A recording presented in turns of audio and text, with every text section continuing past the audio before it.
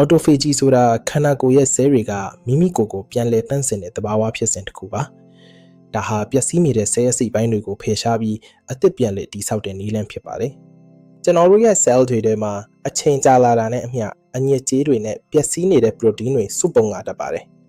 autophagy ဖြစ်စဉ်ကဒီအမှိုက်တွေကိုရှင်းလင်းပြီးစွမ်းအင်ဖြစ်ပြောင်းလဲပေးပါတယ်ဒီဖြစ်စဉ်ကိုအားကောင်းစေတဲ့အဓိကနည်းလမ်းကတော့အစာရှောင်ခြင်းပဲဖြစ်ပါတယ်ကျွန်တော်တို့အစာမစားဘဲနေတဲ့အခါခန္ဓာကိုယ်ကပြင်ပကစွမ်းအင်မရတော့ပဲအတွင်းကအညစ်အကြေးတွေကိုစတင်အသုံးပြုလာပါတယ် autophagy ရဲ့အဓိကအကျိုးကျေးဇူးတစ်ခုကတော့အိုမီးရင်ရောင်မှုကိုနှိကွေးစေတာပါ cell ဟောင်းတွေကိုဖယ်ရှားပေးလို့ခန္ဓာကိုယ်ကိုပုံမနုပြိုပြီးကျန်းမာစေပါတယ်ဒါအပြင် insulin တုံ့ပြန်မှုကိုကောင်းမွန်စေပြီးသွေးကြိုပမာဏကိုထိန်းညှိပေးပါတယ်ဒါဟာဇီဝကမ္မဖြစ်စဉ်ကျန်းမာရေးအတွက်အလွန်အရေးကြီးပါတယ်အုံနောက်ဆဲတွေမှာရှိတဲ့အစိတ်အတောက်တွေကိုရှင်းလင်းပေးလို့အဲဇိုင်းမားလိုယောဂမျိုးတွေကိုကာကွယ်ပေးနိုင်ပြီးမှတ်ဉဏ်ကိုလည်းပုံမကောင်းမွန်စေပါတယ်